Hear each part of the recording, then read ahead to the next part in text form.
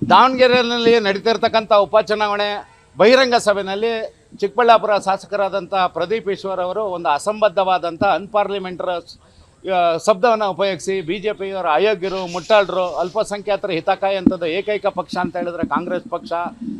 ಏನು ರಾಷ್ಟ್ರಪತಿಯಾಗಿ ಅಬ್ದುಲ್ ಕಲಾಂ ಅವ್ರನ್ನ ನೇಮಕ ಮಾಡಿದ್ದು ಕಾಂಗ್ರೆಸ್ ಪಕ್ಷ ಅಂಥೇಳಿ ಇವತ್ತು ಸುಳ್ಳು ಹೇಳೋದ್ರ ಮುಖಾಂತರ ಮತ್ತು ಅಸಂವಿಧಾನಾತ್ಮಕವಾದ ಪದಗಳನ್ನ, ಅನ್ಪಾರ್ಲಿಮೆಂಟ್ರಿ ವರ್ಡ್ಗಳನ್ನ ಯೂಸ್ ಮಾಡಿ ಒಂದು ಶಾಸಕ ಸ್ಥಾನದಲ್ಲಿರ್ತಕ್ಕಂಥವ್ರು ಮೋಟಿವೇಶನ್ ಸ್ಪೀಚನ್ನು ಕೊಡೋದ್ರಲ್ಲಿ ಎಕ್ಸ್ಪರ್ಟು ಅಂತೇಳಿ ತಮ್ಮ ಬೆನ್ನನ್ನು ತಾವೇ ತತ್ಕೊಳ್ತಿರ್ತಕ್ಕಂಥ ಪ್ರದೀಪ್ ಈಶ್ವರ್ ಅವರು ಇವತ್ತು ಒಂದು ಕಡೆ ಪ್ರತಾಪ್ ಸಿಂಹ ಅವ್ರನ್ನ ಕೋತಿ ಅಂತಂತಾರೆ, ಯತ್ನಾಳ್ನ ವಿಜಯನಗರ ಕೋತಿ ಅಂತಂತಾರೆ, ವಿಜಯಪುರ ಕೋತಿ ಅಂತಾರೆ, ಇವ್ರನ್ನ ಮೈಸೂರು ಕೋತಿ ಅಂತಂತಾರೆ.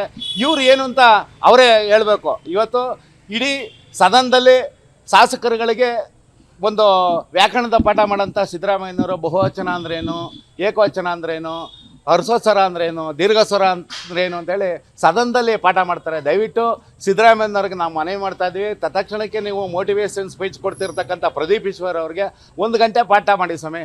ಒಂದು ಪ್ರಜಾಪ್ರಭುತ್ವ ವ್ಯವಸ್ಥೆಯಲ್ಲಿ ಚುನಾಯಿತ ಪ್ರತಿನಿಧಿಗಳು ನಾವು ಯಾವ ರೀತಿ ಇರಬೇಕು, ನಮ್ಮ ಮಾತು ನಡವಳಿಕೆ ಹೇಗಿರಬೇಕು ಅಂತ ದಯವಿಟ್ಟು ತಾವು ಹೇಳ್ಕೊಡ್ಬೇಕು.